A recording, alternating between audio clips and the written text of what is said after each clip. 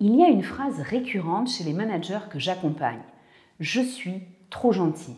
La difficulté à poser des limites claires est récurrente. Conséquence, des managers démunis face à des collaborateurs qui ne réalisent pas les tâches attendues ou au comportement inapproprié. Alors, comment exprimer des demandes précises et cadrées? C'est tout l'objectif de cette vidéo. Et si les thématiques management et communication vous interpellent, abonnez-vous à la chaîne Anagramme Formation, une nouvelle vidéo chaque semaine. Et pensez bien à activer la cloche de notification pour être averti. En formulant une demande, notre objectif est que le feedback des collaborateurs soit positif, c'est-à-dire que le résultat soit celui que nous attendons. Par exemple, qu'un client soit bien contacté dans le délai fixé. Et cela implique 2 points. Le premier, c'est d'exprimer avec la plus grande clarté notre demande.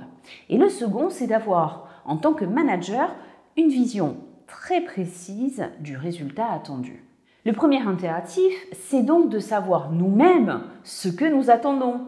Par exemple, peu de chances d'être satisfait avec une demande telle que « fais un état des lieux du fonctionnement de notre logiciel ». Les mots sont vagues, les critères de réussite pas définis, le délai inconnu. Il est fréquent en tant que manager d'employer ces formulations car nous ne savons pas très bien ce que nous voulons.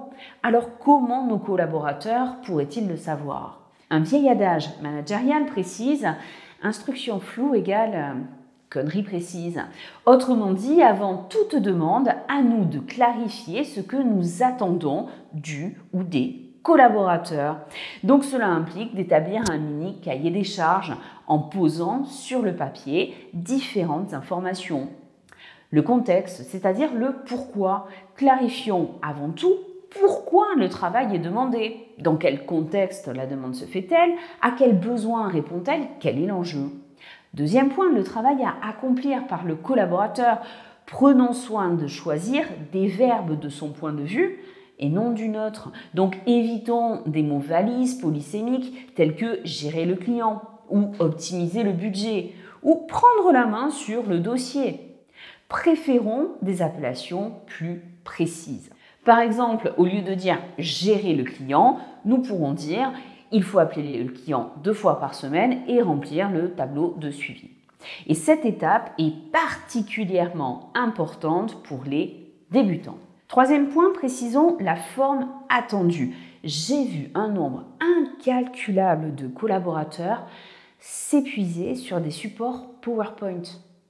Alors que du point de vue du manager, un simple email aurait suffi.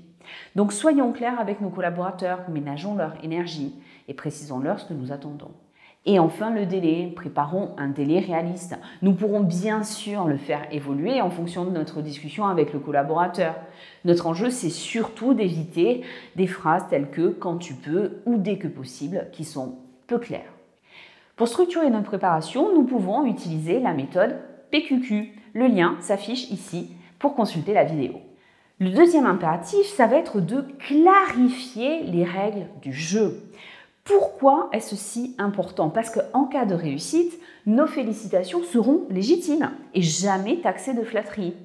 Et parce qu'en cas d'échec, nos demandes d'ajustement seront légitimes et jamais taxées d'injustice. Donc indiquons d'abord sans détour les conditions de réussite en utilisant un vocabulaire concret. Par exemple, j'ai besoin que chacun travaille 4 à 5 heures de plus la semaine prochaine pour absorber le surplus d'activité, au lieu de je compte sur votre solidarité et votre sens du collectif qui sont largement soumis à interprétation. Également, employez le je.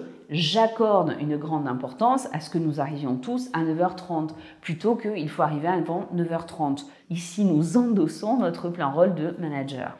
Et enfin, être sincère, exprimer ce qui est vraiment important pour nous en résonance avec nos valeurs. Par exemple, ça peut être majeur pour nous d'envoyer un compte-rendu dans les 48 heures parce que nous accordons une grande importance au service client. Dans les règles du jeu, indiquons également sans détour les points à surveiller, c'est-à-dire d'éliminer tous les comportements irritants qui vont être en écho à nos valeurs personnelles. En illustration, certains peuvent penser qu'il est excessif de demander un document sans aucune faute d'orthographe, qu'aujourd'hui personne n'y fait attention. Eh bien moi oui, j'y accorde une grande importance et je vous demande la plus grande vigilance. Nous pouvons aussi lister les erreurs inacceptables dans l'exécution. Pour une agence de design, par exemple, il n'est pas possible d'envoyer un packaging avec une erreur de code barre. Ou il est impératif que je valide la version finale du document avant la signature. Et si nécessaire, clarifier les règles d'interaction à respecter.